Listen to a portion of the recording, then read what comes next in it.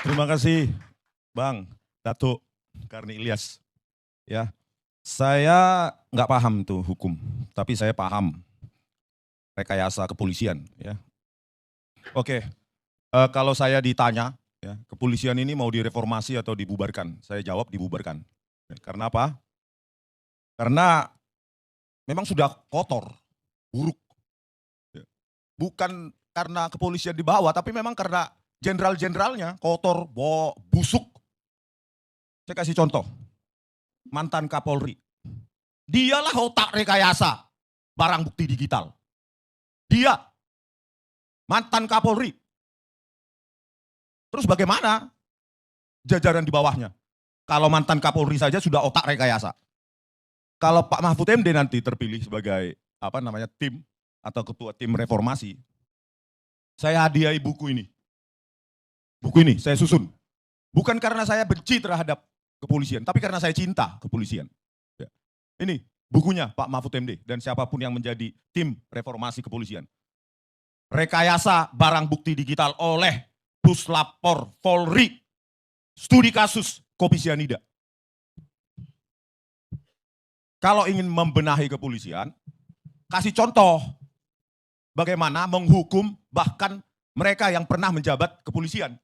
Demonstrasikan bagaimana tindakan atau hukuman yang lebih berat bisa diterapkan kepada mereka yang bahkan pernah menjadi pimpinan Polri. Rakyat menilai nanti apakah hukuman semacam itu nanti cuma hukuman main-main, cuma dimutasi atau pangkatnya diturunkan atau gajinya nggak dikasih 1 bulan atau 3 bulan. Semua sudah saya jelaskan di sini. Berani nggak nanti tim kepolisian? Jadi jangan teori-teori aja nanti, lip service tim kepolisian. Kalau memang nggak bisa direformasi, bubarkan saja. Banyak anak muda yang mau mengorbankan nyawanya untuk Indonesia ini. Ya, itu masih kasus Jessica yang divonis 20 tahun. Menjalani penjara 8 tahun. Dan di sel tikus 4 bulan. Saya tantang Pak Mahfud MD atau siapapun yang menjadi tim reformasi Polri. Berani nggak? Jadi jangan cuma lip service. Kalau kepada rakyat, cuma kasih judul YouTube saja langsung diperiksa. Kenapa Anda memberikan judul itu? YouTuber diperiksa. Aktivis diperiksa. Itu loh. Berani nggak? Kalau bukti buku saya ini saya salah, tangkap saya, Pak Listio Sigit Prabowo. Besok saya langsung ditangkap. Ahli forensik digital, Bareskrim Polri, masih menipu. Di sidang PK tahun 2024. Ahli kepolisian, Polri, masih menipu hakim di pengadilan. Gak ada integritas sama sekali. Metadata gak diketik, dibilang salah ketik.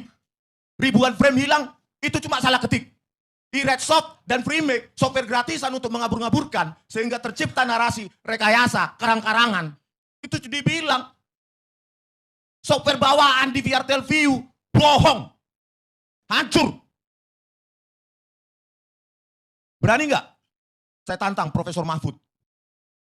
Buktikan, demonstrasikan bahwa hukum itu berlaku juga untuk mereka. Jenderal-jenderal polisi itu. Rakyat merindukan untuk melihat itu. Kasus berikutnya. Buku merah. Buku merah di Tipex. Disobek oleh penyidik kepolisian yang bertugas di KPK. Orang yang pertama di angkatannya, Akpol tahun 2000.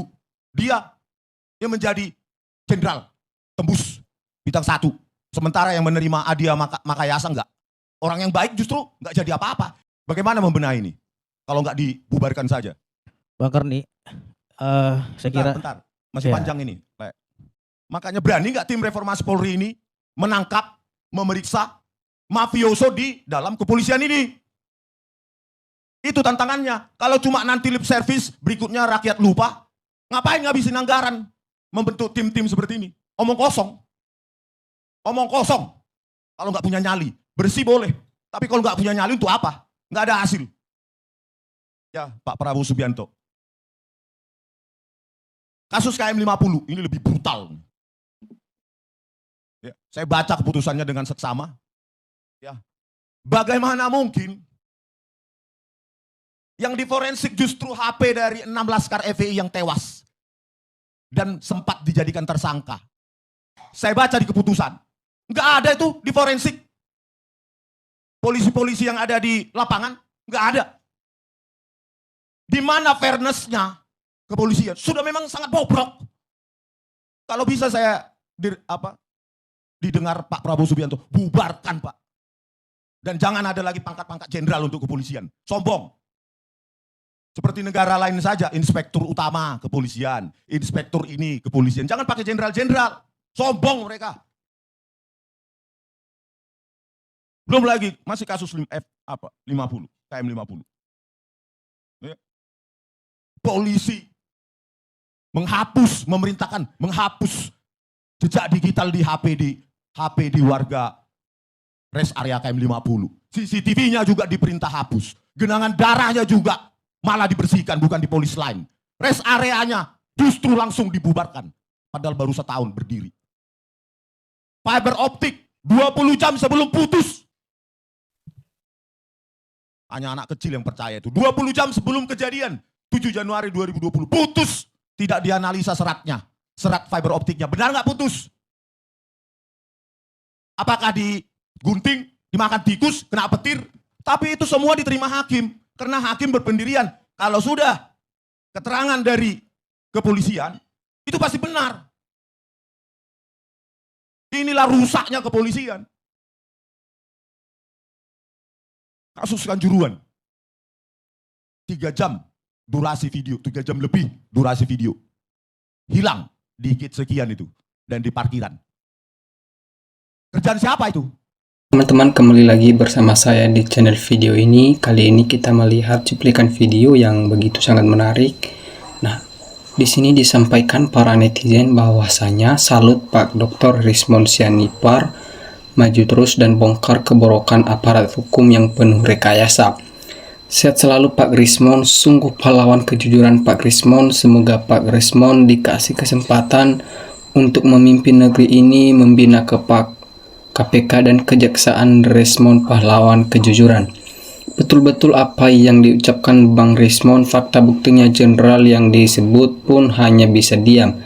Gara-gara Polri ini hukum jadi tumpul ke atas, tajam ke bawah. Luar biasa Pak Rismond membongkar kejahatan Polri. Ayo masyarakat Indonesia kita dukung Pak Rismond memperjuangkan kebenaran, tidak seperti Termul yang malah mempersulit keadilan.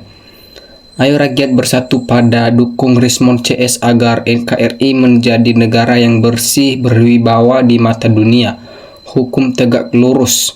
Nah, hukum di negeri ini sudah bertekuk lutut dilosor pada kebodohan kebingasan Jokowi.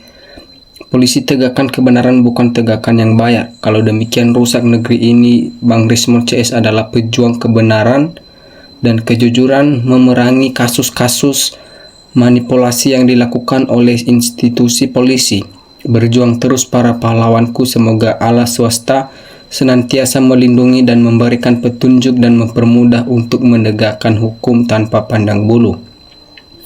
Hebat kali ini orang Batak, mentalnya luar biasa. Horas Bang Rismond, tetap suarakan kebenaran. Betul, semangat Bang Rismond, benar 100% yang Anda katakan itu. Terus perjuangkan Bang Rismond dan kawan-kawan kebenaran dan kejujuran. Pemimpin tertinggi yaitu Presiden sebetulnya memberi contoh yang jujur dan adil. Biar penjabat di bawahnya mengikuti jejaknya, padahal mereka semua beragama tetapi nggak takut dosa. Inilah orang yang pengkhianat bangsa. Negara bisa hancur kalau permasalahan ini nggak selesai. Kami sebagai masyarakat, Bang Rismond dan kawan-kawan perjuangan kebenaran dan kejujuran dilindungi Allah Ta'ala. Amin. Benar Bung Rismond, kalau begitu polisi diganti semua penjabatnya, yang bela kesalahan reformasi aja semua cari yang baik-baik saja biar rakyat dapat keadilan. Mantap Pak Rismond, emang betul kepolisian harus dihapus di pangkat jenderal-jenderal itu. Reformasi Polri tak bisa diharapkan sesuai kehendak rakyat. Polri sudah di titik nadir. Mantap, jempol Pak Rismond CS kepolisian. Jangan pakai jenderal, ganti inspektur supaya tidak sombong. Apa kebenaran di Republik sudah tidak ada, hukum tumpul ke atas, tajam ke bawah? Kita butuh superhero di Republik ini yang membela kebenaran.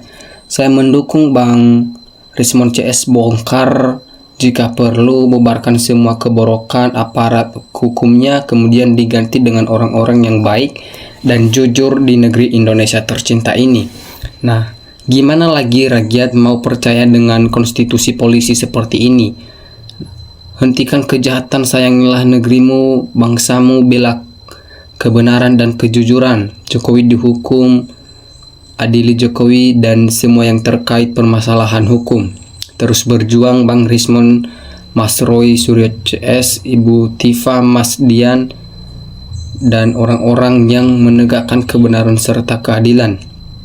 Rakyat lebih percaya Bung Rismon daripada kepolisian. Ingat, kau jadi penegak hukum disumpah jabatan, takutlah dosa.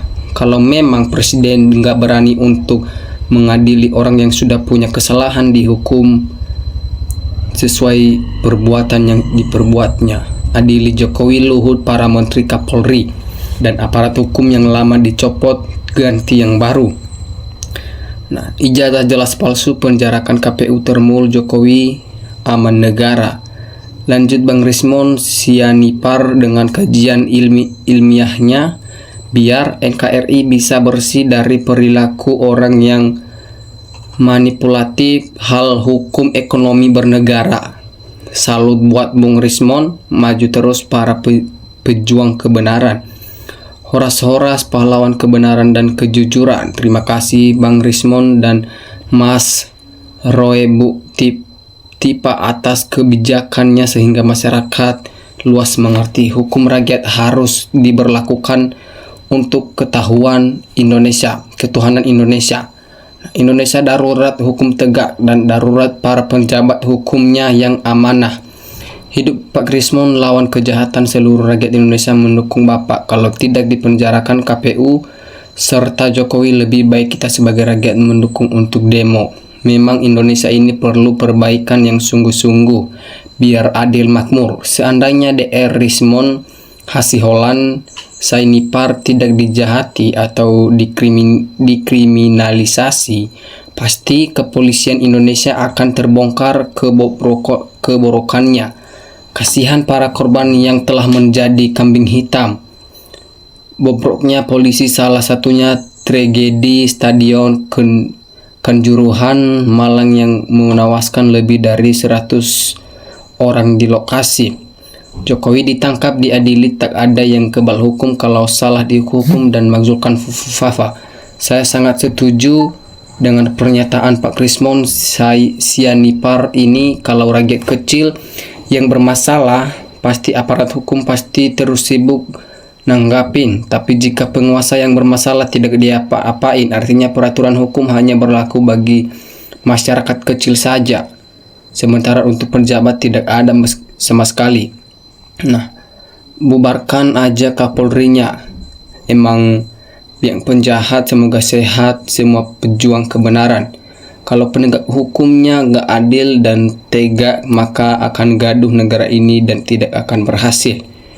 Betul sekali, kalau bisa polisi itu dibubarkan saja karena buang-buang uang negara. Banyak polisi jadi backing para perampok kekayaan alam negara, dan banyak polisi arogan serta tidak sadar kalau gaji dan pensiunan polisi itu dari hasil pajak kekayaan alam.